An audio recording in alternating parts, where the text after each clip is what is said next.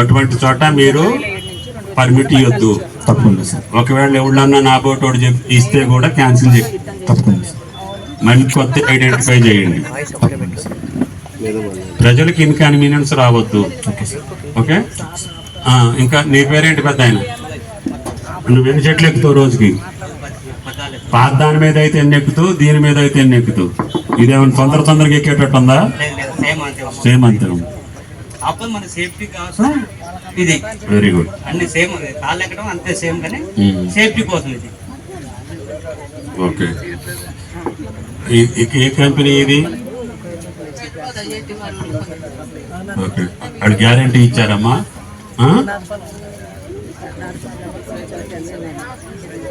Thank you sir. ఈరోజు ఈ యొక్క కార్యక్రమం యొక్క ముఖ్య ఉద్దేశం, 30 డివిజన్లో రోడ్డు శంకుస్థాపనకి మంత్రి గారు ఇచ్చేశారు. ఎన్నో రోజులుగా గత ప్రభుత్వంలో జరిగిన వైఫల్యాల వల్ల ఈ రోడ్లు పడక జనాలు చాలా ఇబ్బంది పడుతున్నారు. ముఖ్యంగా అభినవ్ స్కూల్ రోడ్డు ఒకటి, కంప్యూటర్ రోడ్డు, దర్గాలైన ఒకటి, ఈ 2 రోడ్లు లేకపోవడం వల్ల ప్రజలు చాలా ఇబ్బంది పడుతున్నారు. రోడ్డు మొత్తం గుంతలు ఉన్నాయి.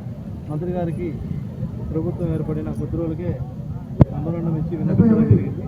కావున వారు వెంటనే స్పందించి మన పబ్లిక్ హెల్త్ డిపార్ట్మెంట్ వారికి 12 కోట్లు శాంక్షన్ చేశారు. అందులో ముఖ్యంగా 2 కోట్లు ఏదైతే ఉందో అది మా యొక్క 30 డివిజన్కి కేటాయించడం మాకు చాలా సంతోషంగా ఉంది.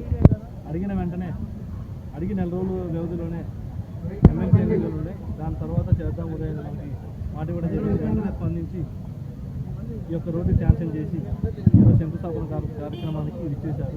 కావున ఈ యొక్క నాకు విన్నపాన్ని వహించి ఇంకా చాలా కార్యక్రమాలు ఉన్నాయి. మనకి ఒక 5 కోట్ల వరకు ఫండ్ రిలీజ్ చేయాలి సార్ అని చెప్పుకోవడం జరిగింది. సార్ వెంటనే కొద్దిగా మన మున్సిపల్ బడ్జెట్ నుంచి కొద్దిగా పెట్టుకొని కొద్దిగా చేసుకోమని చెప్పారు.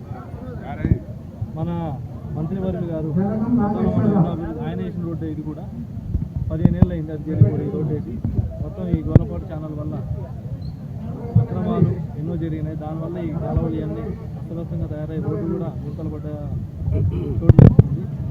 కావున ఈ యొక్క కార్యక్రమానికి మంత్రి గారు విచ్చేసి మా యొక్క విన్నపాన్ని మన్నించి రోడ్డు వేసినందుకు మరియు దానికి బడ్జెట్ కేటాయించిన స్కూళ్ళు కేటాయించినందుకు మంత్రి గారికి చేతులు జోడించి 30 డివిజన్ ప్రజలందరూ కూడా ధన్యవాదాలు తెలియజేసుకున్నారు. వాళ్ళ మొహంలో చూస్తే ఇలా అక్షరాయంగా ఉంది.